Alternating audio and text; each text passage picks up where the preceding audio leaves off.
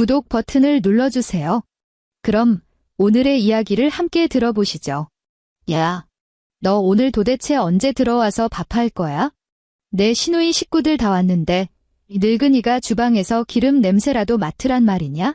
수화기 너머로 당당하게 쏟아지는 시어머니의 고함을 들으며 나는 고희연 케이크를 자르고 계신 친정엄마를 물끄러미 내려다보았다. 입가에 서늘한 냉소가 번졌다. 지난 3년. 나는 매달 시댁에 생활비로 300만 원을 보냈고 그들의 최고급 투풀 한우 세트, 강남 피부과 VIP 시술권, 그리고 시누이의 명품백까지 모조리 감당해왔다. 월급 250만 원짜리 마마보이 남편이 이 알량한 품위를 유지해 줄 수 있다고 그들은 정말 믿었던 걸까? 어머니, 그렇게 소리치실 기운이 펄펄 넘치시면 앞으로의 인생은 어머니 알아서 사세요. 나는 그대로 전화를 끊고 미련 없이 가족카드와 자동이체를 모조리 정지시켰다. 사람에 대한 알량한 예의조차 모르는 인간들이니 서울 중산층에서 하루아침에 밑바닥 시궁창으로 처박히는 기분이 어떤 건지 뼛속 깊이 맛보게 해주마. 한정식집 프라이빗 룸하는 난방이 빵빵하게 돌아가고 있었다. 외삼촌이 술잔을 높이 치켜들고 우렁차게 건배사를 외치는 중이었다. 나는 상석에 앉아 머리에 종이 왕관을 쓴 엄마를 바라보았다. 엄마는 멋쩍은 듯 어색하게 웃었고 그럴 때마다 눈가에는 깊은 주름이 겹겹이 잡혔다.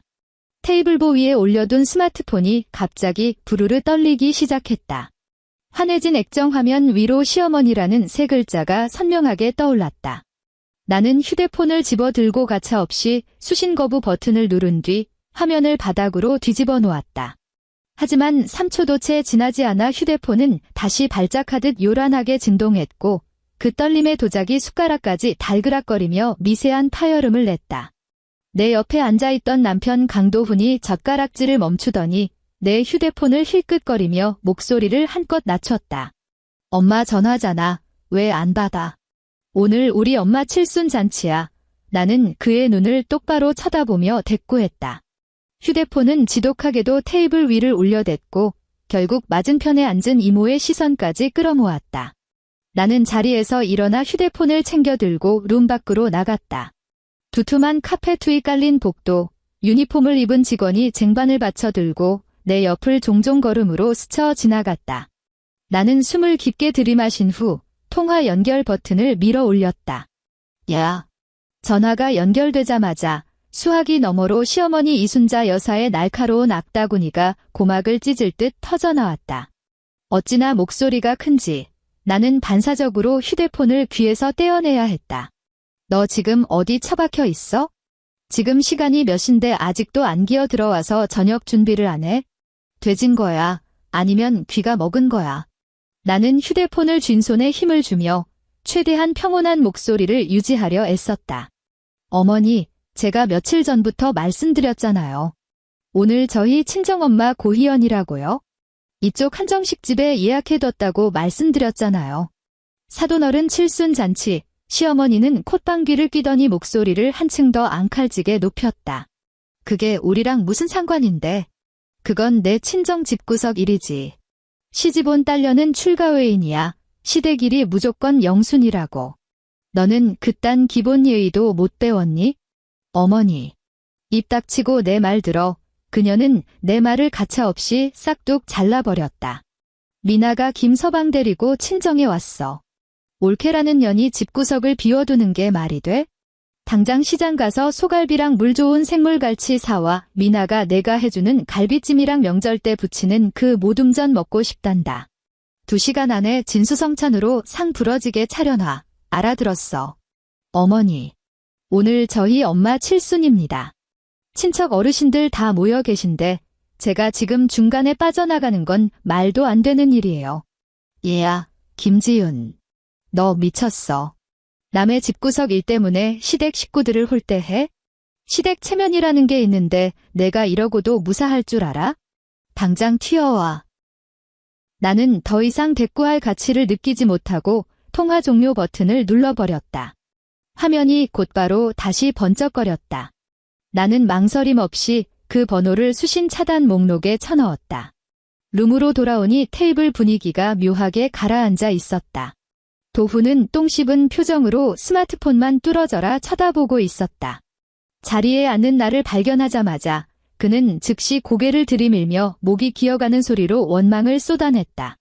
여보, 방금 엄마가 나한테 전화하셨어. 엄마 지금 엄청나게 화나셨어. 나는 젓가락을 들어 잡채를 한 입 집어 먹었다.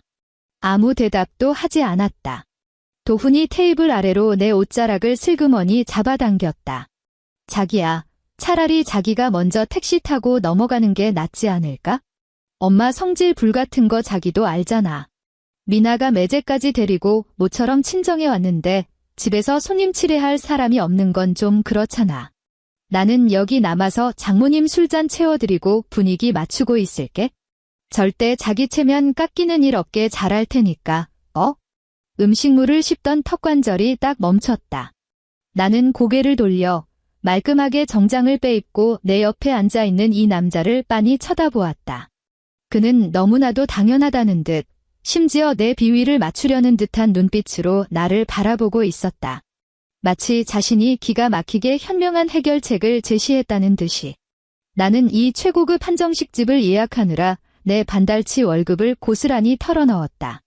홀로 나를 억척스럽게 키워주신 우리 엄마의 칠순을 기념하기 위해서였다. 그런데 내 남편이라는 작자는 자기 엄마의 그 몰상식하고 미친 듯한 전화 한 통을 받고서는 나더러 지금 당장 내 엄마를 버려두고 자기 그 오냐오냐 자란 여동생을 위해 갈비찜을 하러 가라고 종용하고 있는 것이다. 당신이 여기 남는다고 나는 그를 쏘아보았다. 그럼 내가 당신 목까지 효도해야지. 그는 자신이 엄청나게 배려심 깊은 남편이라도 되는 양 실실 쪼갰다. 그의 넥타이 끝에 묻어있는 갈비찜 양념 자국을 보는 순간 나는 구역질이 치밀어 오르는 것을 느꼈다. 그래, 알았어. 나는 싸늘하게 코웃음을 치며 냅킨을 뽑아 입가를 닦아낸 뒤 젓가락을 수저받침 위에 가지런히 내려놓았다. 도훈은 내가 허락한 줄 알고 안도의 한숨을 내쉬었다. 그럼 조심히가. 여기서 송파구 집까지 택시 타면 한 40분 정도 걸리니까 동네 마트 들러서 고기 살 시간은 충분할 거야. 나는 자리에서 일어나지 않았다. 대신 핸드백에서 스마트폰을 꺼내 잠금을 풀었다. 모바일 뱅킹 앱을 터치했다. 비밀번호 6자리를 꾹꾹 눌러 입력했다. 화면이 넘어가고 계좌 관리 페이지가 떴다. 나는 자동이체 관리 항목을 눌렀다. 목록 맨 첫 줄에는 이렇게 또렷하게 적혀 있었다. 매월 15일 예금주 이순자 계좌로 300만 원 이체. 내 엄지손가락이 해지 버튼을 눌렀다. 시스템이 확인 메시지를 띄웠다. 정말로 자동이체를 해지하시겠습니까? 나는 확인을 눌렀다. 이어서 나는 홈화면으로 빠져나와 카드사 앱을 실행했다. 가족카드 관리 메뉴로 들어갔다. 카드 소지자 이순자. 한도액 500만 원. 나는 주저없이 이용 정지를 눌렀다. 이 모든 작업을 마친 뒤 나는 화면을 끄고 휴대폰을 다시 가방 안에 챙겨 넣었다. 그러고는 테이블 위에 놓인 찻잔을 들어 따뜻한 둥글레차를 한 모금 마신 다음 도훈을 향해 천천히 고개를 돌렸다. 나 안 가. 내가 입을 열었다. 도훈이 멍청한 표정으로 되물었다. 방금 알았다고 했잖아. 내가 무슨 개소리를 하는지 알았다고 한 거야. 나는 그의 눈동자를 직시했다. 당신 오늘 여기서 배 터지게 많이 먹어. 다 처먹고 나서 혼자 송파구 집으로 기어들어가. 가서 불같이 화내고 계실 당신 어머니 얼굴이나 잘 보라고. 도훈은 입을 뻐끔거렸다.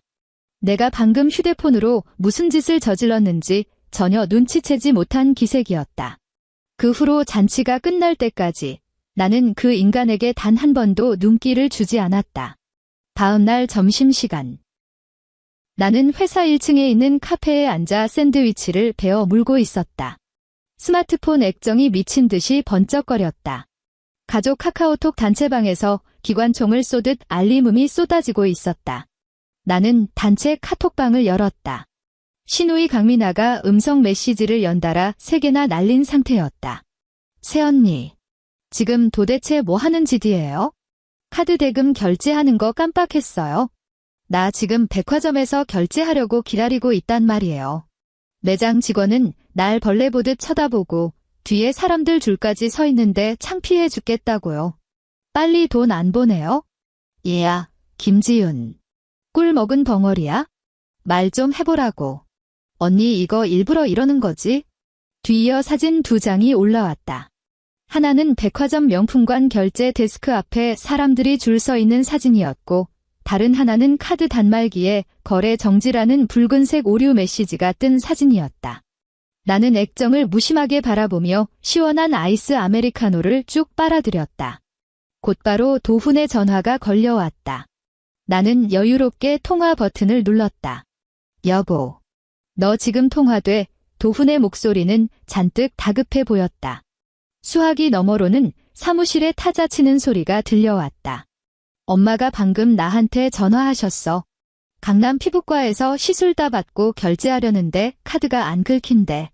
미나도 백화점에서 가방 사려다가 한도 초과 떴다는데. 당신 카드 한도 꽉 찬 거야? 일단 빨리 엄마 계좌로 300만 원부터 쏴줘. 엄마 지금 피부과 직원들한테 붙잡혀서 개망신당하고 계신단 말이야. 한도 꽉 찬 거 아니야. 나는 나직하게 대꾸했다. 그럼 대체 왜 안 긁히는데? 내가 정지시켰어. 수화기 너머로 짧은 정적이 흘렀다. 2초쯤 뒤 도훈의 목소리가 찢어질 듯 높아졌다. 믿을 수 없다는 경악이 섞여 있었다. 뭐? 내가 정지시켰다고? 왜? 도대체 카드를 왜 정지시켜? 내 명의로 된 내 카드 내가 정지시키는데 무슨 이유가 필요해? 그거 우리 엄마가 쓰는 카드잖아. 당신 엄마가 지금 거기서 얼마나 끔찍하게 망신을 당하고 있는지 알아? 강남 그 피부과 전부 사모님들만 다니는 곳인데 우리 엄마가 앞으로 거길 어떻게 얼굴 들고 다니라고. 당장 카드 정지 풀어. 도훈아, 나는 의자 등받이에 깊숙이 기대 앉아 창밖을 바쁘게 오가는 정장 차림의 직장인들을 응시했다. 그거 내 카드야. 거기서 나가는 돈, 내가 뼈 빠지게 일해서 번 내 돈이라고. 나 이제 너희 집구석에 내 돈 단 한 푼도 안 쓸 거야. 너 미쳤어. 김지윤, 도훈이 짐승처럼 낮게 으르렁거렸다. 어제 저녁에 집에 와서 밥 한 끼 차리라고 한 거 가지고 지랄까지 떨어야겠어? 지금 당장 돈 이체해. 나는 개 짖는 소리를 더 이상 들어줄 인내심이 없어 통화 종료 버튼을 가차없이 눌러버렸다.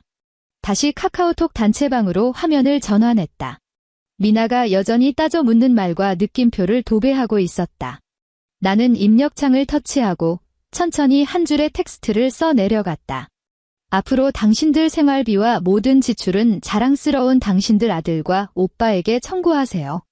내 피 같은 돈, 이제 당신네 집구석으로는 1원 한 푼도 들어갈 일 없을 테니까.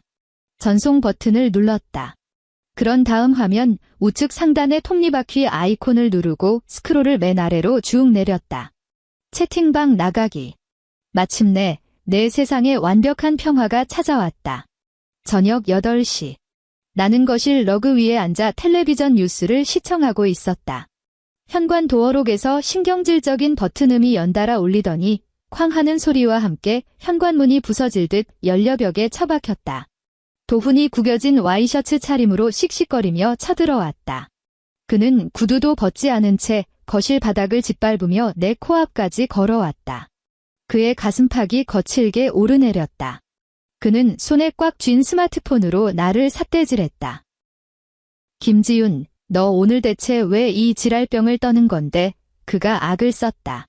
텅 빈 거실에 그의 발악이 메아리 쳤다. 엄마가 오늘 오후에 어떤 꼴로 집에 온 줄 알아? 피부과 직원들이 우리 엄마를 무슨 사기꾼 보듯 쳐다봤다고. 미나가 눈독 들이던 그 명품 백은 석 달을 기다린 건데 돈 못 내니까 바로 뒤에 서 있던 년이 그 자리에서 낚아채서 사갔어. 미나가 억울해서 나한테 1시간 내내 오열하면서 전화한 거 아냐고. 나는 고개조차 돌리지 않고 계속 뉴스만 쳐다보았다. 내 무반응의 꼭지가 돈 도훈은 득달같이 달려들어 테이블 위에 리모컨을 낚아채더니 텔레비전을 팍 꺼버렸다. 내가 지금 너한테 말하고 있잖아. 벙어리야. 그제야 나는 고개를 들어 분노로 시뻘겋게 달아오른 그의 얼굴을 고요하게 올려다보았다. 너 우리 집안에 시집 왔으면 넌 뼛속까지 우리 강씨 집안 귀신이야. 도훈은 어려서부터 뼛속 깊이 새겨진 그 알량한 갑을 관계 논리를 들먹이며 나를 깔아뭉개려 들었다. 어른들이 돈이 필요하시면 아랫사람이 뼈를 깎아서라도 봉양하는 게 당연한 이치야. 그게 대한민국의 법이고 도리라고.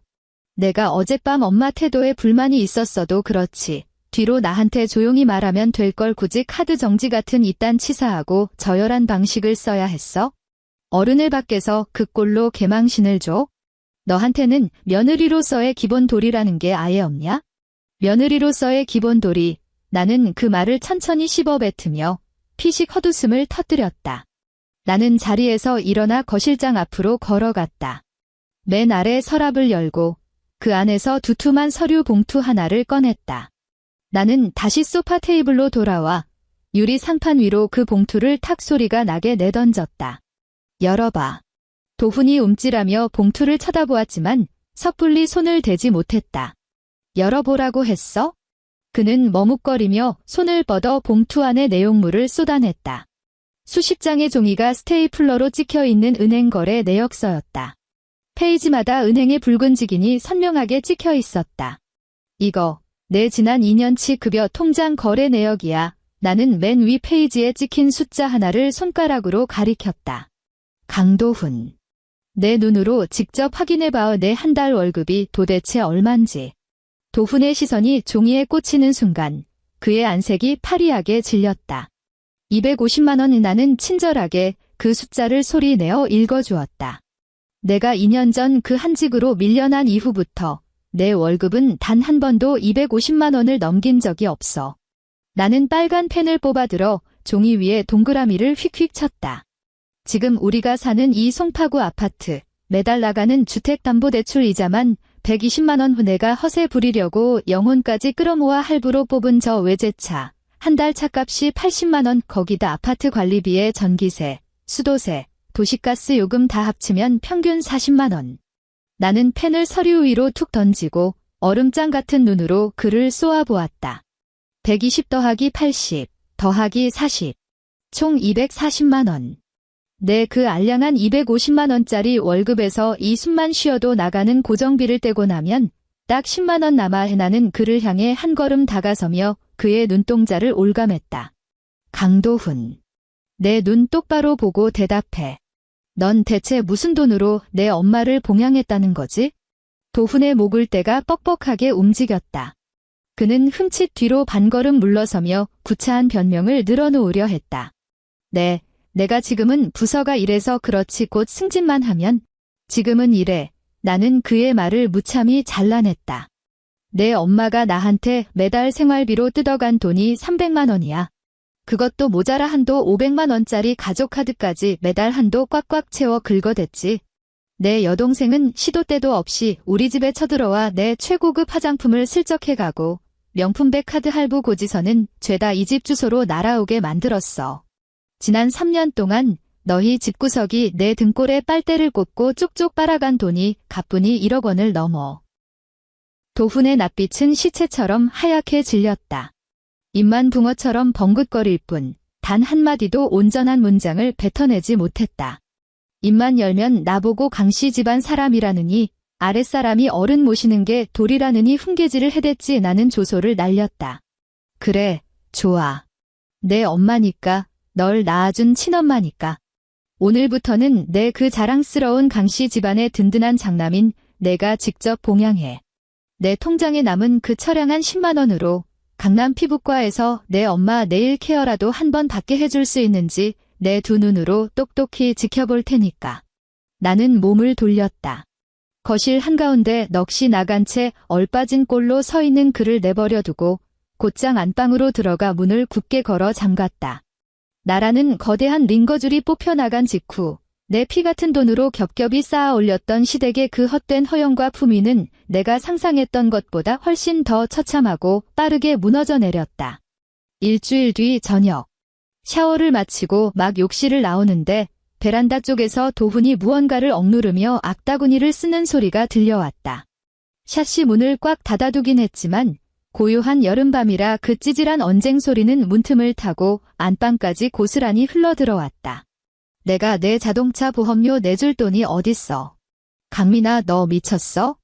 오빠가 무슨 한국조 폐공사에서 지폐라도 찍어내는 줄 알아. 그걸 내가 어떻게 아는데. 새언니가 내 카드까지 싹 다 정지시키는 바람에 나 지금 점심시간에 편의점 가서 삼각김밥으로 끼니 때우고 있다고. 엄마가 마트 마감 시간에 떨이채소 좀 사러 간 게 뭐 어때서. 예전에는 매일 툭불 한우 구워 먹고 살았지. 근데 그거 다 새언니 돈이었잖아. 이제 빈털터리인데 배추 쪼가리 말고 무얼 씹어 먹으란 말이야. 나한테 징징대지 마.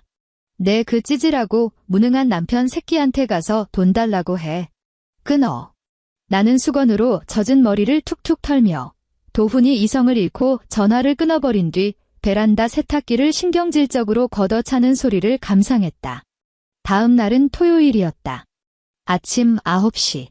나는 주방 아일랜드 식탁 앞에 서서 여유롭게 커피를 내리고 있었다. 현관문 밖에서 도어록 번호를 누르는 날카로운 전자음이 연달아 들려왔다. 이어서 비밀번호 오류를 알리는 경고음이 울렸다. 잠시 후 아까보다 훨씬 더 거칠고 성급한 손길로 번호를 찍어대는 소리가 들렸다. 결과는 역시나 삐빅거리는 오류음이었다. 나는 커피잔을 손에 든 채 묵묵히 현관 쪽을 응시했다. 며칠 전 나는 사람을 불러 도어록 비밀번호를 예전에 도훈 생일 더하기 시어머니 생일 조합에서 아무 규칙 없는 길고 복잡한 난수로 싹 바꿔버렸다. 밖에서 번호를 누르던 소리가 멈추더니 이내 현관문이 부서져라 쾅쾅쾅 두드리는 폭력적인 소음이 터져나왔다. 야, 김지윤. 이 싸가지 없는 년아. 당장 문 안 열어. 두꺼운 철문을 뚫고 들어오는 시어머니의 포악한 고함과 함께 구둣발로 문짝을 거칠게 걷어차는 소리가 복도를 울렸다. 이어서 시누이 미나의 새된 쇳소리가 울먹이며 보태졌다. 새언니, 빨리 문 열어요. 언니 때문에 우리 엄마가 지금 얼마나 비참해졌는지 알기나 해? 비밀번호를 왜 바꿔버린 건데요? 시어머니가 오셨는데 어디서 감히 문을 안 열고 버텨? 문 열어. 이 천하의 호로 잡녀나. 돈푼 나부랭이 좀 번다고 시어미가 우습게 보여? 당장 기어 나오지 못해. 쾅쾅거리는 쇳소리가 고요한 아파트 복도를 찢어놓을 듯 소름 끼치게 울려 퍼졌다. 나는 커피잔을 내려놓고 냉장고로 걸어가 시원한 얼음물을 한 병 꺼냈다. 뚜껑을 비틀어 열고 단숨에 꿀꺽꿀꺽 들이켰다. 차디찬 생수가 식도를 타고 넘어가자 뇌속까지 짜릿할 정도로 머리가 맑아졌다. 나는 현관으로 나가는 대신 발길을 돌려 거실 벽면에 붙어있는 월패드 인터폰으로 다가갔다. 전원 버튼을 터치했다. 액정 화면이 켜지며 현관 밖 폐쇄회로 텔레비전 카메라가 비추는 상황이 적나라하게 드러났다. 시어머니 이순자 여사는 시장 바닥 미친 여자처럼 양주먹을 꽉 쥐고 문짝을 미친 듯이 내려치고 있었다. 산발이 된 머리카락 아래로 분노에 잡아먹혀 추악하게 일그러진 노파의 얼굴이 보였다. 미나는 한 손으로는 문짝을 치면서도 혹여나 앞집이나 옆집 사람들이 나와서 볼까봐 연신복도 양끝을 힐끔거리며 눈치를 살피고 있었다. 나는 통화 버튼을 누르고 다이렉트로 아파트 단지 방제실을 호출했다. 수고하십니다. 여기 101동 1502호인데요. 나는 화면 속에서 짐승처럼 헐떡이는 시어머니의 흉측한 얼굴을 응시하며 감정의 동요라곤 단 한 방울도 섞이지 않은 건조한 목소리로 말했다. 지금 제 집 현관문 밖에서 신원을 알 수 없는 외부인 2명이 계속 문을 박살낼 듯이 두드리면서 난동을 부리고 있거든요. 보안 직원의 목소리에 즉각 비상이 걸렸다. 1502호 입주민이십니까? 혹시 안면이 있는 분들입니까? 전혀 모르는 사람들입니다. 제가 문을 열어주지 않으니까 이제는 발로 차고 욕설을 퍼붓고 난리도 아니네요. 당장 보안 요원들 좀 올려보내서 처리해 주시죠. 당장 쫓아내주세요. 경비실 차원에서 제재가 안 된다면 주거침입 및 특수협박으로 곧바로 112에 경찰 부르겠습니다. 알겠습니다.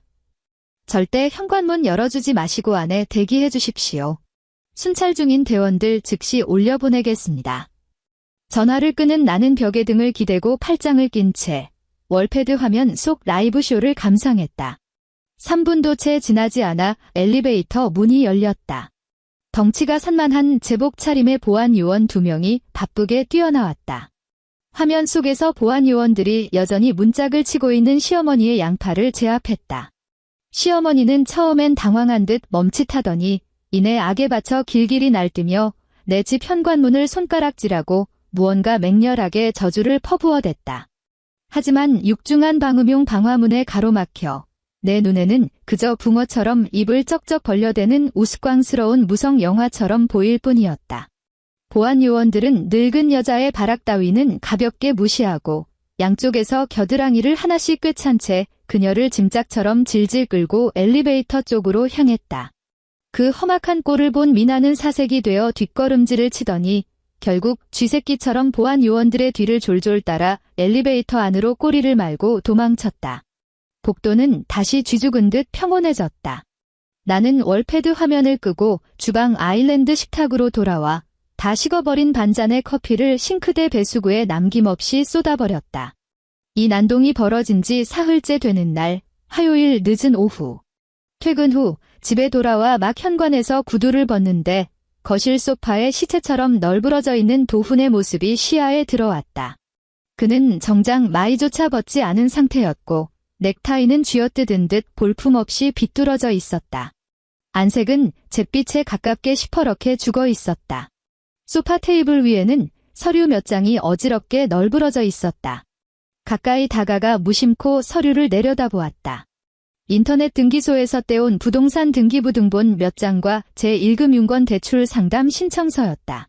그 종이 쪼가리들을 보자마자 나는 그가 오늘 하루 종일 밖에서 무슨 미친 짓거리를 하고 돌아다녔는지 단박에 알아차렸다. 회사에서 반차라도 내고 쪼르르 달려가서 뒷조사라도 하신 모양이네. 나는 등기부 등본을 손가락으로 집어들며 그에게는 시선조차 주지 않은 채 비아냥거렸다. 도훈이 고개를 획 쳐들었다. 핏발이 시뻘겋게 선 눈동자 아래로 그의 파리한 입술이 덜덜 떨리고 있었다. 이 아파트 명의가 왜 당신 단독으로 되어 있어? 전세금 보탤 때 우리 엄마가 5천만 원이나 쥐어졌잖아. 근데 왜 등기부에 그 어떤 설정도 근저당도 없는 건데? 도대체 왜? 그의 목소리는 애처로운 따짐을 넘어 짐승의 절망적인 단말마처럼 찢어졌다. 그는 단단히 착각했던 것이다. 내 등 뒤에서 몰래 집문서를 들고 은행에 찾아가면 이 고급 아파트의 전세 보증금을 담보로 어떻게든 대출을 끌어다 쓸 수 있을 줄 알았던 거다. 그래서 그 돈으로 제 어미와 여동생의 아가리를 틀어막고 자신이 그토록 집착하는 듬직한 장남의 알량한 껍데기를 계속 유지할 수 있을 거라 믿었겠지. 하지만 은행 창구에 엉덩이를 들이밀고 나서야 알았을 것이다. 현재 호가가 20억 원을 훌쩍 넘는 이 강남권 아파트는 애초부터 티도 안 나게 오롯이 내 단독 명의로만 등기가 꽂혀 있다는 사실을. 심지어 결혼 초 시댁에서 생색내듯 던져주었던 그 알량한 전세 보증금 5천만 원조차 내가 진즉에 내 월급을 털어 현금으로 갚아버리고 관련 채권 기록까지 흔적도 없이 말소시켜버렸다는 것까지도. 내 인감증명서가 없으면, 내 본인의 친필 서명이 없으면 그는 은행에서 단돈 100원 한 입도 대출받을 수 없는 껍데기일 뿐이다. 그는 완벽하게 벼랑 끝으로 내몰렸다. 나라는 무한 동력 수혈기를 잃어버린 이상 거머리 같은 자기 엄마와 여동생을 먹여 살리기는커녕 당장 다음 달 자기 외제차 할부금조차 낼 능력이 없는 주제니까. 왜냐고. 이 집 계약금부터 매달 빠져나가는 원리금 상환까지 10원 한 장 안 빼놓고 내 통장에서 나갔으니까 나는 그 휴지 조각 같은 서류들을 테이블 위로 툭 던지며 바닥에 깔린 버러지를 보듯 그를 내려다보았다. 왜? 은행 창고 직원이 안 가르쳐주디?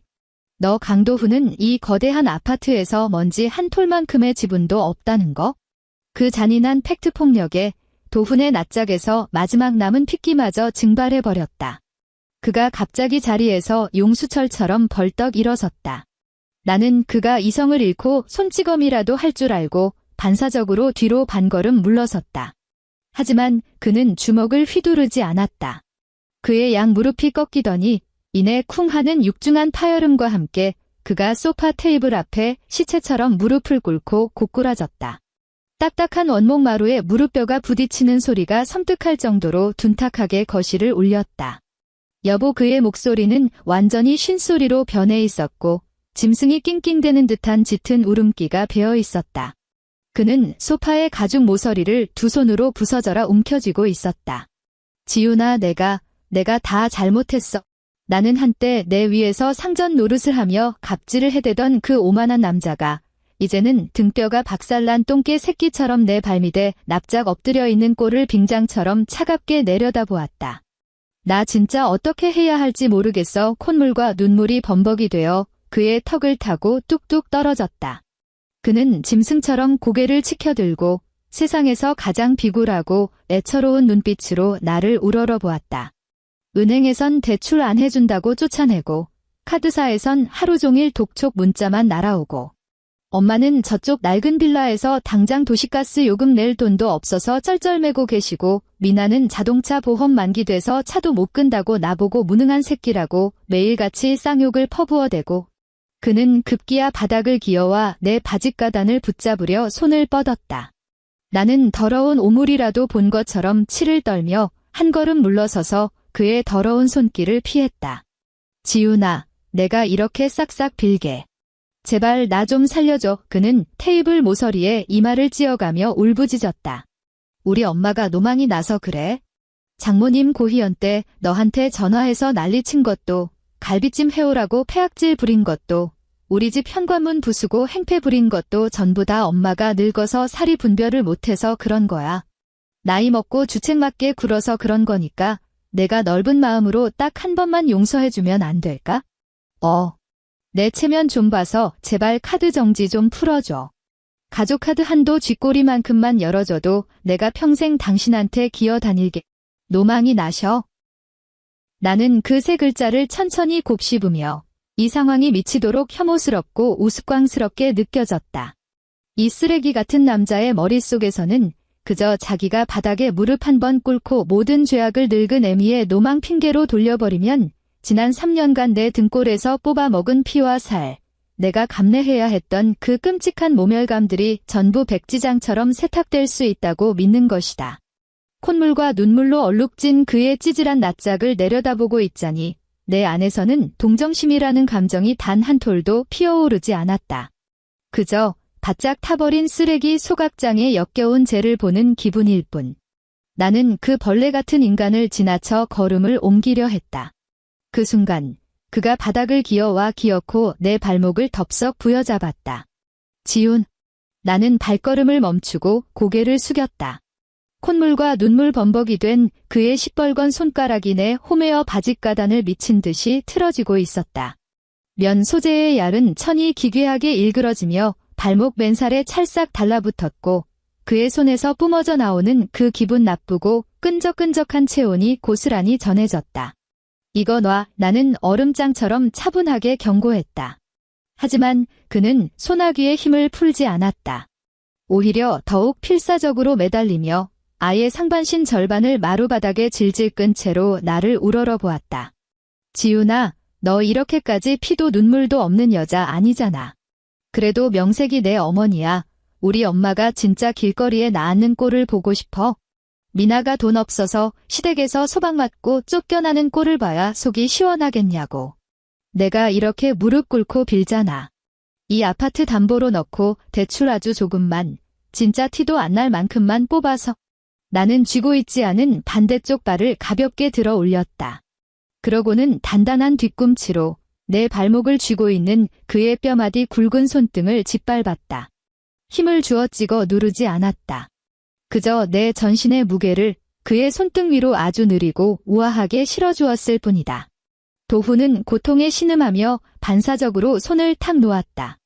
나는 구겨진 바짓단을 툭툭 털어 펴고는 바닥에 널브러진 그를 훌쩍 타넘고 안방으로 걸어갔다. 김지훈, 내 등 뒤에서 절망에 찬 단말마가 터져나왔다. 너 기어이 우리 식구들 다 피 말려 죽는 꼴을 봐야 직성이 풀리겠어. 나는 뒤도 돌아보지 않았다. 안방으로 들어가 문을 굳게 걸어 잠갔다. 문밖에서 묵직한 무언가가 문짝을 쾅 치는 소리가 났고 이내 억눌린 흐느낌이 이어졌다. 나는 침대로 다가가 이불을 들추고 누웠다. 두 눈을 감고 거실에서 간헐적으로 들려오는 찌질한 울음소리를 감상했다. 그 소리는 텅 빈 최고급 아파트 안에서 유독 처량하게 울렸다. 마치 한겨울 베란다 밖에 내쳐진 유기견 같았다. 다음 날 아침 7시 나는 칼같이 일어났다. 방문을 열자 며칠 안 씻은 듯한 시큼한 땀 냄새와 싸구려 소주 악취가 거실에 진동을 했다. 도훈은 소파에 잔뜩 웅크린 채 구겨진 정장 마이를 대충 덮고 있었다. 테이블 위에는 빈 소주병 몇 개와 쥐어뜯듯 구겨진 부동산 등기부등본 사본들이 널브러져 있었다. 나는 주방으로 가서 차가운 얼음물을 한 잔 따라 단숨에 들이켰다. 차디찬 물기가 식도를 타고 내려가며 밤새 고여있던 텁텁함을 싹 씻어냈다. 나는 그를 깨우지 않았다. 씻고 화장하고 말끔한 정장으로 갈아입은 뒤 핸드백을 챙겨 들고 현관으로 향했다. 도어록 버튼을 누르는 소리에 소파 위의 인간이 꿈틀했다.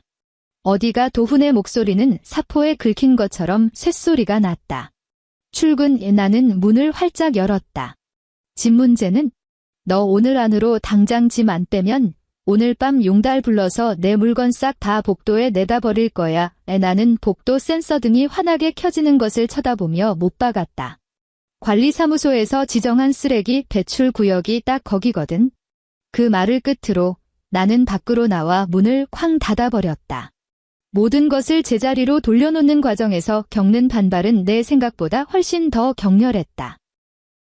목요일 오전 10시 30분. 나는 회사 건물 15층 사무실에서 컴퓨터 모니터로 월간 재무제표를 확인하는 중이었다. 사내 메신저 창이 띠링하고 떠올랐다. 인사팀 고 대리였다. 김 과장님, 지금 시간 괜찮으세요? 1층 로비로 빨리 내려와 보셔야 할 것 같습니다. 나는 키보드를 두드려 답장을 보냈다. 무슨 일이죠? 메신저가 다시 울렸다. 과장님 시어머니라고 주장하시는 노인분이 1층 로비에 오셨는데 감정 상태가 많이 불안정하십니다. 보안팀이 제지하고 있긴 한데 계속 과장님 성함을 부르며 난리를 피우고 계세요. 내 손가락이 키보드 위에서 2초 정도 멈칫했다. 알겠습니다. 지금 바로 내려갈게요. 나는 즉시 자리에서 일어나지 않았다. 재무제표 창을 닫고 클라우드 드라이브를 열어 질상지출이라는 이름의 폴더를 클릭했다. 그 안에는 며칠 전 내가 깔끔하게 정리해둔 은행 거래 내역 PDF 파일들과 음성 파일 하나가 들어있었다. 나는 그 파일들을 모조리 내 스마트폰으로 전송했다. 그러고는 휴대폰과 사원증을 챙겨 들고 엘리베이터로 향했다. 15층에서 1층까지 엘리베이터는 미끄러지듯 평온하게 하강했다. 층수를 알리는 숫자가 하나씩 줄어들었지만 내 심장 박동은 전혀 빨라지지 않았다. 오히려 평소보다 더 차분하게 가라앉아 있었다. 1층입니다. 안내 방송과 함께 엘리베이터 문이 양옆으로 스르르 열렸다. 엘리베이터 홀을 채 빠져나가기도 전에 최고급 대리석이 깔린 널찍한 로비에 쩌렁쩌렁 울려 퍼지는 찢어질 듯한 곡소리가 귀에 날아와 박혔다. 아이고, 동네 사람들 이것 좀 보소. 바로 이 건물에서 일하는 년입니다. 김지훈이라는 독사 같은 년 말입니다. 나는 홀을 걸어 나와 로비 가장자리의 대형 화분 옆에 멈춰 섰다. 그리고 눈앞에 펼쳐진 진풍경을 조용히 감상했다. 시어머니 이순자 여사는 거울처럼 반짝이는 로비 한가운데에 철퍼덕 양반다리를 하고 주저앉아 있었다.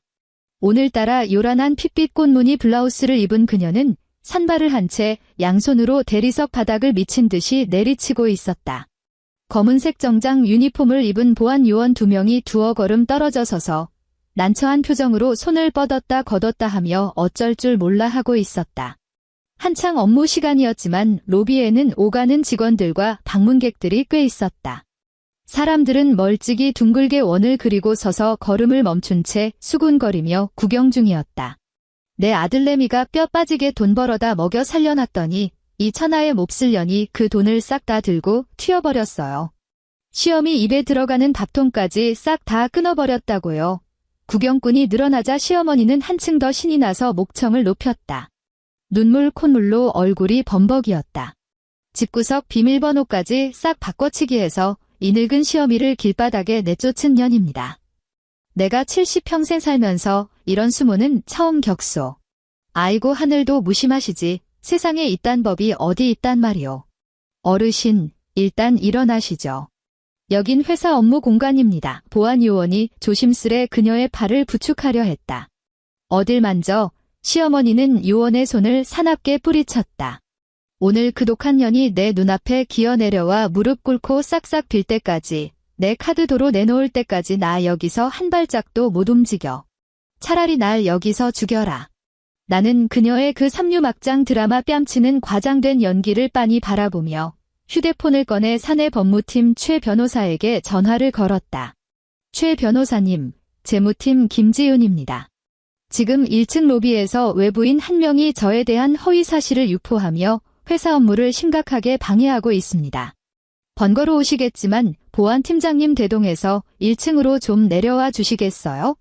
김 과장님요. 네, 지금 바로 내려가겠습니다. 전화를 끊고 나는 휴대폰을 꽉 쥔 채 사람들이 둥글게 둘러선 안으로 또각또각 걸어 들어갔다. 구두 굽이 대리석 바닥에 부딪히며 차갑고 날카로운 파열음을 냈다. 모여있던 사람들이 홍해가 갈라지듯 스르르 길을 내주었다. 시어머니의 악다구니는 나를 발견한 순간 카세트 테이프가 끊기듯 뚝 멈췄다. 탁하게 변색된 그녀의 동공이 미친 듯이 확장되더니 얼굴에 가득하던 비련의 주인공 표정이 순식간에 살기 띈 분노로 일그러졌다. 그녀는 바닥에서 용수철처럼 벌떡 튀어올랐다. 도저히 이른 먹은 노인이라고는 믿기지 않을 만큼 날렵한 동작이었다. 요망한 년, 이제야 기어 나오네. 그녀는 내 코앞까지 달려들어 삿대질을 해댔다. 내깐년이 회사 구석에 숨어있으면 내가 못 찾을 줄 알았냐? 내년이 감히 피부과에서 내 얼굴에 먹칠을 해. 미나 명품백도 못 사게 막아? 내년 양심은 걔가 물어갔냐? 나는 그녀와 딱 한 걸음 떨어진 거리에서 멈춰서서 얼음장 같은 시선으로 그녀를 내리깔아 보았다. 어머니 오늘 여기 오신 거 도훈이도 알고 있나요? 그 등신 같은 놈 얘기는 꺼내지도 마라. 시어머니가 길길이 날뛰며 포효했다. 더러운 침방울이 내 얼굴까지 튈 기세였다. 그 병신이 너 같은 꼴이 9 달린 불효한테 홀려서 빙충맞게 굴고 있는 거지. 내 똑똑히 일러두마. 오늘 너희 회사 사람들 다 보는 앞에서 당장 내 그 500만 원짜리 카드 정지 안 풀면, 그리고 내 정신적 피해 보상금으로 5천만 원 안 내놓으면 나 앞으로 매일같이 여기 와서 들어놓을 거야. 주변의 웅성거림이 한층 거세졌다. 저만치 서있던 인사팀 고 대리가 걱정스러운 눈빛으로 나를 쳐다보고 있었다. 5천만 원이요. 나는 그 숫자를 나직하게 되짚었다. 그래. 그건 내년이 우리 강씨 집안의 진빚이야. 내가 기죽지 않자. 시어머니는 아예 고래고래 고함을 질러 기선 제압을 시도했다. 시집 온 년이 돈 벌면 그게 다 시댁 돈이지. 내년이 집구석 경제권 싹 다 틀어지고 앉아서 시부모를 굶겨? 이거 완전 폐륜 아니야. 이게 말이 돼? 마침 엘리베이터 쪽에서 다급한 발소리가 들려왔다. 법무팀 최 변호사가 덩치 큰 보안팀장 2명을 대동하고 성큼성큼 다가오고 있었다. 김 과장님 오네 곁으로 다가온 최 변호사가 시어머니를 쓱 훑어보더니 목소리를 낮춰 물었다. 경찰 부를까요? 이 정도면 명백한 업무방해죄 성립합니다.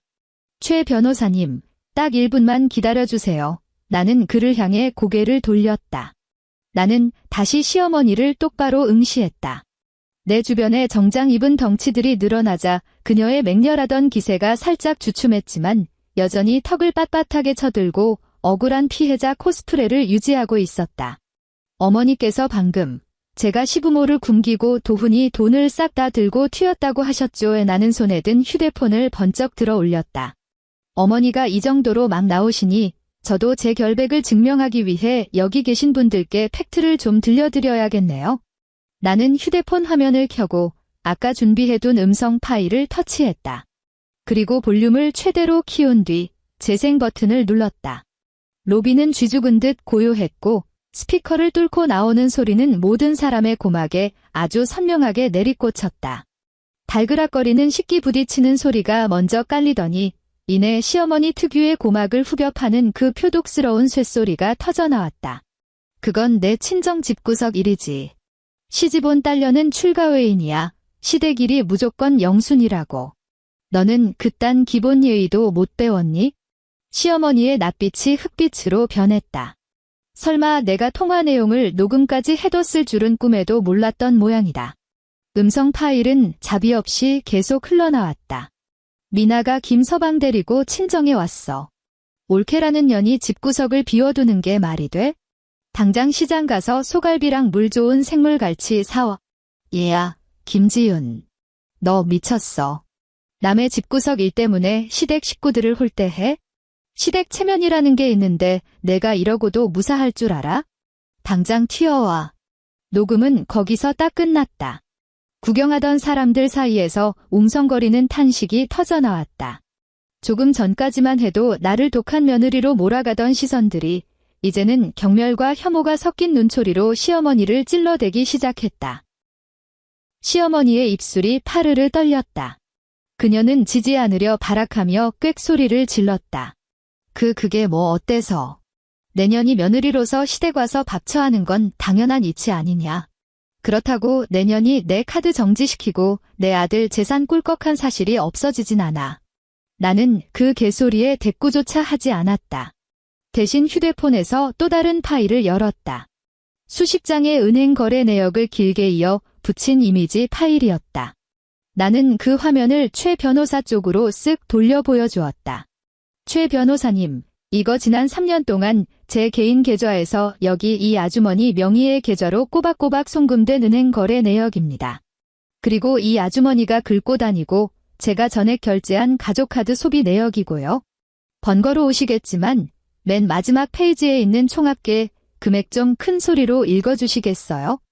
최 변호사가 안경을 척 치켜올리더니 내 휴대폰을 받아 들고 화면을 빠르게 스캔했다. 그는 헛기침을 한 번 하더니 마치 법정에서 판결문을 낭독하듯 감정 한 톨 안 섞인 지독하게 사무적인 톤으로 읊어내려갔다. 최근 36개월간 본 계좌에서 예금주 이순자 명의의 계좌로 정기 이체된 건수 총 108회, 합계 금액 1억 8천만 원에 해당 가족카드 누적 사용 금액 1억 7,500만 원 총합. 최 변호사는 극적인 효과를 주듯 잠시 뜸을 들였다. 2억 8,300만 원입니다. 그 어마어마한 숫자가 로비를 때리자 사위가 찬물을 끼얹은 듯 시체처럼 고요해졌다. 나는 휴대폰을 돌려받고 얼굴이 시뻘겋다 못해 이제는 종이장처럼 새하얗게 질려버린 시어머니를 뚫어지게 바라보았다. 어머니오, 내 목소리는 결코 크지 않았지만 정적에 휩싸인 로비 전체를 쩌렁쩌렁 울렸다. 제가 그 잘난 시댁에 3억 원 가까운 돈을 갖다 바치고도 제 친정엄마 칠순 잔치상에 앉아있을 자격조차 없다는 취급을 받았네요. 어머니의 그 잘나신 아들 도훈이 지난 3년간 벌어온 총 수입이 9천만 원도 안 됩니다. 그 큰 아파트 관리비 한 번 제 손으로 내본 적 없는 놈이라고요. 나는 한 걸음 앞으로 다가섰다. 시어머니는 반사적으로 찔끔 뒤로 물러섰다. 방금 제가 어머니 아들 재산을 가로챘다고 하셨죠. 나는 그녀의 동공을 얼어붙게 만들 듯 쏘아보았다. 지금 당장 그 무능한 아들놈한테 전화해서 물어보시죠. 걔 통장 잔고에 달랑 남은 그 10만 원으로 오늘 어머니가 여기서 벌이신 막대한 업무방해 피해보상금을 물어낼 수 있는지 말입니다. 시어머니는 그 자리에 화석처럼 굳어버렸다. 그녀의 시선은 사람들의 경멸 어린 눈초리들 사이를 허둥지둥 헤매었고 입술은 사시나무 떨듯 파르르 떨렸지만 입 밖으로 튀어나오는 말은 단 한마디도 없었다. 강남 사모님들 틈에 껴서 피부과나 들락거리며 쌓아 올렸던 그 알량한 허영심은 절대적인 금액이 찍힌 금융치료 앞에서는 물에 젖은 휴지 조각보다도 못하게 너덜너덜 찢겨나갔다. 최 변호사님, 나는 미련 없이 고개를 돌렸다. 관할 경찰서에 신고해주세요. 이 아주머니 모욕죄 및 업무방해죄로 현행범 고발하겠습니다. 여기 1층 CCTV 영상이랑 방금 보여드린 거래 내역서면 증거로 차고 넘치겠죠. 너 지금 시어미를 경찰에 쳐넣겠다는 거냐? 그제야 사태 파악이 된 시어머니가 명백한 공포에 질린 목소리로 더듬거렸다. 아까 제 입으로 시집온 딸은 출가회인이라고 하지 않으셨어요. 나는 벌레를 보듯 싸늘하게 내뱉었다. 생판남인 외부인이 제 직장에 쳐들어와서 깽판을 치는데 법대로 처리하는 게 뭐가 문제죠? 이 독사 같은 년. 시어머니는 그 말만 덜덜 떨며 남긴 채 뒤도 돌아보지 못하고 사람들을 해치며 도망쳤다. 마치 끓는 물을 뒤집어 쓴 똥개처럼 로비 회전문 밖으로 허둥지둥 튕겨나갔다. 로비는 다시 평화를 되찾았다. 구경꾼들도 하나둘 흩어졌다. 나는 몸을 돌려 최 변호사에게 가볍게 목례했다. 죄송합니다. 제 개인적인 가정사 때문에 회사에 소란을 피웠네요. 추후에 경찰 조사가 필요하다면 제가 연차 내고 깔끔하게 처리하겠습니다. 별말씀으로 김 과장님, 최 변호사가 내게 휴대폰을 건네주었다. 혹시 이혼 전문 변호사 추천이 필요하시면 말씀하세요. 제가 보기엔 지금 당장 소송 들어가셔야 할 각인데요. 감사합니다. 이미 탑급으로 세팅해뒀습니다. 나는 휴대폰을 받아주고 다시 엘리베이터로 당당하게 걸어갔다. 오후 2시. 서초동 가정법원 앞 최고급 인테리어를 자랑하는 대형 로펌 회의실. 블라인드가 빈틈없이 쳐진 프라이빗한 공간. 나는 푹신한 가죽 소파에 기대 앉아 있었다. 내 맞은편에는 강도훈 같은 찌질이는 평생 이름 한 번 못 들어봤을 업계 승소율 1위의 독종 이혼 전문 박 변호사가 앉아 있었다. 테이블 위에는 벽돌만큼 두꺼운 서류 철 3개가 놓여 있었다. 김지윤 의뢰인님, 증거자료 수집이 아주 예술이네요. 박 변호사가 붉은 도장이 찍힌 은행 거래 내역을 휘리릭 넘기며 흡족하게 미소 지었다. 이 혼인 기간 동안 남편분의 경제적 기여도는 사실상 제로입니다. 송파구 아파트 전세 끼고 산 매매건 역시 계약금부터 매달 나간 주담대 원리금 상환 내역까지 전부 의뢰인님 단독 통장에서 지출된 게 완벽하게 소명되네요. 그뿐만이 아닙니다. 나는 손가락으로 2번째 서류철을 톡톡 쳤다. 작년 7월부터 10월까지 내역 한번 확인해 보시죠. 박 변호사가 파일을 열어 형광펜으로 칠해진 숫자들을 날카롭게 훑었다. 남편이 의뢰인님 동의도 없이 부부 공동 계좌에서 무려 2,500만 원을 강민아라는 이름의 계좌로 5번에 걸쳐 빼돌렸군요. 적요란에는 인테리어 대금이라고 적혀 있지만 차용증이나 그 어떤 증빙 서류도 없고요. 그거 제가 대출 원금 중도 상환하려고 악착같이 모아둔 돈이었어요. 나는 종이컵에 든 따뜻한 물을 한 모금 마셨다. 그 신우이라는 년이 그 돈으로 자기 차를 뽑았고 지금까지 단 1원도 갚을 생각이 없죠. 이거는 남편이 고의적으로 부부 공동 재산을 은닉하고 빼돌린 증거로 법정에 들이밀어 주세요. 당연하죠. 재산 분할 소송에서 우리한테 미치도록 유리한 꿀카드입니다. 박 변호사가 서류철을 덮으며 테이블 위로 깍지 낀 손을 올렸다. 자, 그럼 김지윤 의뢰인님. 원하시는 결론이 뭡니까? 단순히 의뢰인님 목만 챙겨서 빠지시겠습니까? 그 새끼 팬티 한 장 못 건지고 빈털터리로 쫓겨나게 만들어주세요. 나는 변호사의 눈을 똑바로 응시했다. 이 아파트에서 그 인간 몫으로 떨어질 돈은 단 10원도 없습니다. 게다가 제 피 같은 월급으로 차값 할부 갚아준 그놈 명의의 외제차도 철저하게 부부 공동 재산으로 묶어서 가차없이 청산해 버릴 겁니다. 남편의 경제적 기여도가 전무한 데다 재산 은닉 정황까지 뚜렷하고 무엇보다 시댁 식구들의 지속적이고 악의적인 정신적 학대까지 입증된다면 법원에서 의뢰인님에게 재산의 100%를 인정해줄 확률이 압도적으로 높습니다. 박 변호사가 수첩에 파워풀하게 메모하며 답했다. 그리고 하나 더요. 나는 가방에서 아까 경찰서에서 받아온 사건 접수증을 꺼내 밀었다. 오늘 오전에 회사 로비에서 그쪽 어머니한테 깽판을 당했습니다. 접근 금지 가처분 신청도 같이 넣어주세요. 강도훈, 이순자, 강민아. 이 세 인간이 제 집과 회사 반경 500m 이내로 얼씬도 못하게 막아주세요. 이건 지금 당장 법원에 신청서 넣겠습니다. 경찰 출동 기록이랑 회사 로비 CCTV 같은 빼박 증거가 있으니 접근 금지 명령은 판사님이 빛의 속도로 인용해 주실 겁니다. 오후 4시. 나는 박 변호사의 뒤를 따라 가정법원 민원실로 당당히 입성했다. 번호표를 뽑고 차례를 기다려 그 두툼한 이혼 소장과 증거자료 폭탄을 창고에 던져 넣었다. 법원 직원이 서류 뭉치 위에 붉은 접수 도장을 거침없이 내리찍었다. 쾅, 쾅, 쾅. 그 둔탁하고 시원한 마찰음이 널찍한 법원 로비에 경쾌하게 울려 퍼졌다. 소장 접수증을 받아든 순간 내 마음은 날아갈 듯 가볍지도 그렇다고 짓눌리듯 무겁지도 않았다. 그저 영수증 확인하듯 접수 번호를 한번 쓱 훑어보고는 반듯하게 접어 가방 안주머니에 찔러 넣었을 뿐이다. 법원 회전문을 밀고 밖으로 나오자 가을을 알리는 차가운 이슬비가 부슬부슬 흩날리고 있었다. 스마트폰이 짧게 진동했다. 은행에서 날아온 출금 알림이었다. 스마트폰 화면에 메시지가 떴다.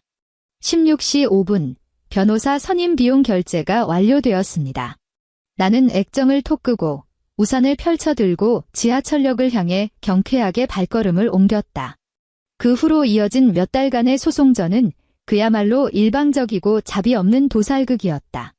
변호사 선임할 돈조차 없던 도훈은 무료법률구조공단을 찾아가 국선 변호인을 구하는 수밖에 없었다. 법원 송장과 산더미 같은 증거 부분들이 그가 기어들어간 바퀴벌레 나오는 고시원 방구석으로 날아갔을 때 그의 휴대폰 번호로 수백 통의 발작적인 부재중 전화가 찍혔다. 나는 단 한 통도 받아주지 않았다. 1차 조정기일이 열리던 날, 나는 법원 조정실에서 마침내 그 인간의 꼬라지를 다시 마주하게 되었다. 그는 반쪽이 되어 있었다. 예전엔 항상 칼주름 잡아 입고 다니던 맞춤 정장이 이제는 허수아비 옷처럼 펄럭거렸다. 턱수염은 푸르스름하게 제멋대로 자라 있었고 나를 깔아뭉개던 그 재수없는 오만함은 온데간데 없이 가혹한 현실의 영혼까지 탈곡당한 껍데기만 남아있었다. 긴 테이블 상석에 앉은 조정위원이 의례적인 멘트로 합의를 종용하려 들었다. 피고 측 원고가 제시한 재산 분할 청구에 대해 뭐 이해 있습니까? 도훈의 변호사라는 앳된 얼굴의 초짜가 벌벌 떨며 서류를 뒤적거렸다. 존경하는 위원님. 피고가 비록 소득은 적었으나 혼인 기간 동안 가사노동에 일부 기여한 바가 있습니다. 무엇보다 문제가 되는 송파구 아파트 전세 보증금 중 5천만 원을 피고의 모친께서 지원해 주셨고 원고 측 대리인. 이 5천만 원에 대해 소명할 자료 있습니까? 조정위원이 우리 쪽을 쳐다보며 물었다.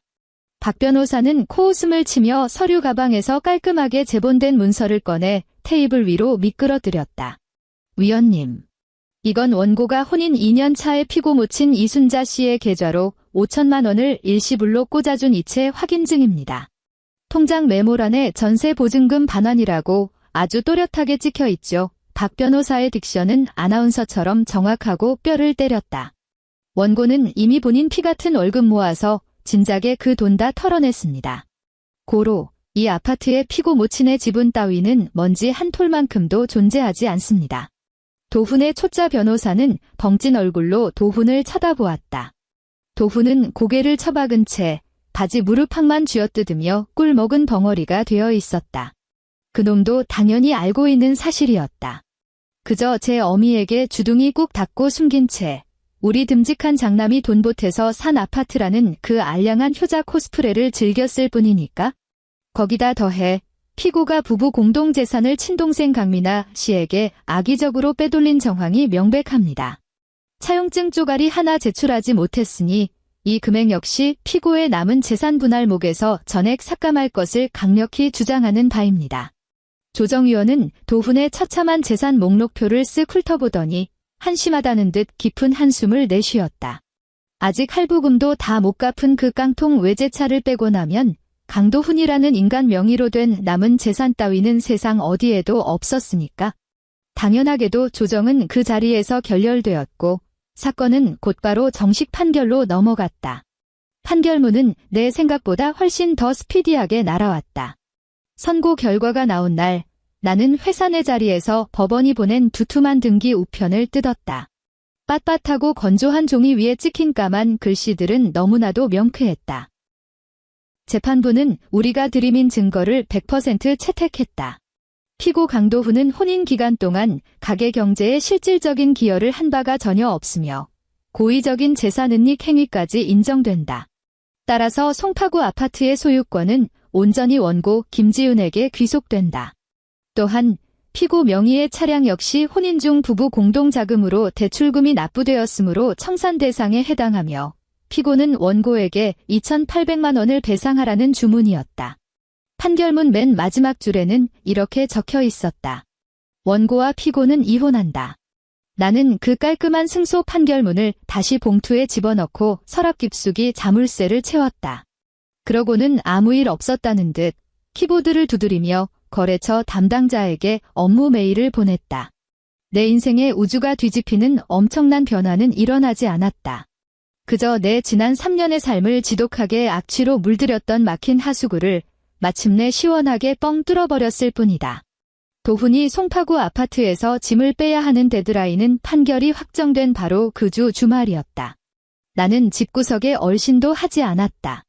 대신 돈을 넉넉히 얹어 포장이사 업체를 불렀고 아파트 보안팀에 그놈이 딴짓 못하게 끝까지 감시해달라고 특별히 부탁을 넣어뒀다. 그날 오후 이사업체 팀장이 톡으로 현장 사진 몇 장을 보내왔다. 사진 속에는 도훈의 낡은 캐리어 몇 개가 아파트 화단 앞 분리수거장에 쓰레기처럼 덩그러니 내동댕이 쳐져 있었다. 그가 허세의 상징처럼 끌고 다니던 새까만 외제차는 보이지 않았다. 당연하지. 남은 대출금을 낼 돈도 내게 뱉어내야 할 2,800만 원도 없었으니 지난주에 중고차 시장 채권자들이 득달같이 달려와 그 차를 강제로 견인해 가버렸으니까. 그는 이제 지하철을 타고 털덜거리며 경기도 구석의 본가로 기어들어가는 수밖에 없었을 것이다. 자기가 그토록 감싸고 돌던 그 노망난 전마 치맛자락 밑으로 말이다. 시간이 좀 흐른 뒤 나는 건너 겹치는 친척들의 입을 통해 그 집구석이 어떻게 개박살이 났는지 파편화된 소식들을 주워 듣곤 했다.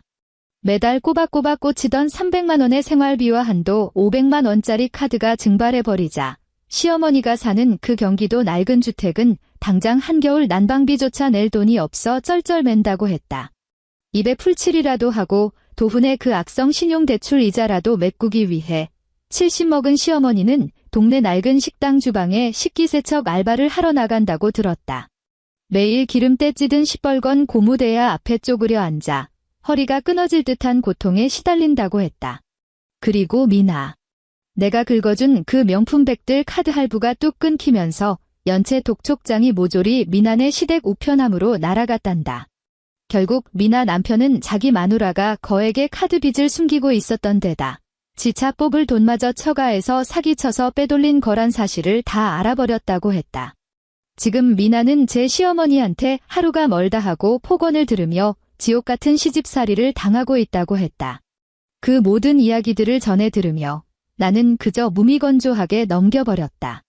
속이 뻥 뚫리는 사이다 같은 쾌감도 그렇다고 신락 같은 동정심도 일지 않았다.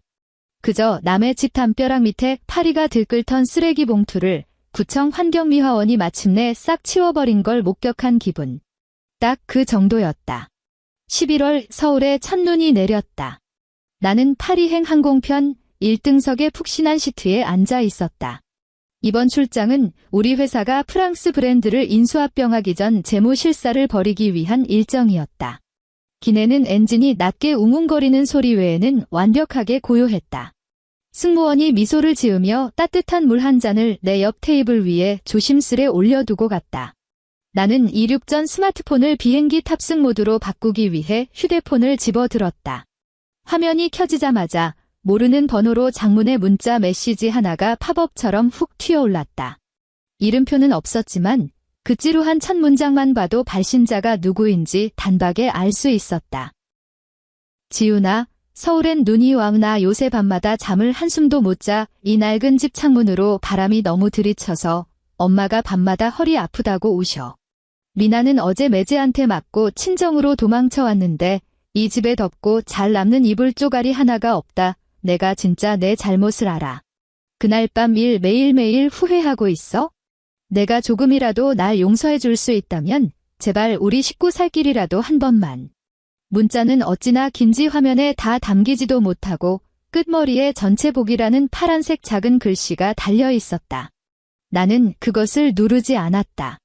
내 손가락은 화면 위를 부드럽게 맴돌다 이내 왼쪽으로 쓱 밀어버렸다. 스마트폰 시스템이 물었다. 삭제. 이어서 나는 번호 옵션 창을 열었다. 수신 차단 목록에 추가. 모든 뒷정리를 끝낸 뒤 나는 폰 측면의 전원 버튼을 길게 눌러 액정을 완전히 까맣게 꺼버렸다. 나는 휴대폰을 뒤집어 테이블 위에 올려놓고 따뜻한 물을 들어 한 모금 마셨다. 비행기가 활주로를 질주하며 가속하더니 이내 기술을 살짝 쳐들고 잿빛 구름을 뚫고 솟아올랐다. 나는 테이블 위에 놓인 까만 휴대폰을 물끄러미 바라보았다. 불과 몇 달 전, 우리 엄마 칠순 잔치가 열리던 그 룸에서 저것은 마치 미친 괴물처럼 테이블 위를 요란하게 진동하며 뛰어다녔다. 나를 그 따뜻한 방에서 끄집어내 다른 인간들 입에 쳐넣을 갈비찜을 하러 가라고 강요하면서 말이다. 그때 나는 저것을 바닥으로 뒤집어 놓은 채 행여나 다시 소리를 낼까봐 심장을 졸이며 노심초사해야만 했었다. 하지만 지금 저것은 내 앞에서 숨죽인 채 얌전히 누워있다. 유리잔 속의 물은 거울처럼 잔잔하여 그 어떤 미세한 파동조차 일지 않았다. 나는 1등석의 넓고 푹신한 등받이에 깊숙이 몸을 파묻고 창문의 덮개를 스르륵 내렸다. 두 눈을 감고 한숨 푹 잘 준비를 했다. 이제 내 단잠을 깨울 불청객은 존재하지 않을 것이다. 오늘의 이야기는 여기까지입니다. 여러분 모두 매일매일 행복하시길 바라며 다음 이야기에서 또 만나요.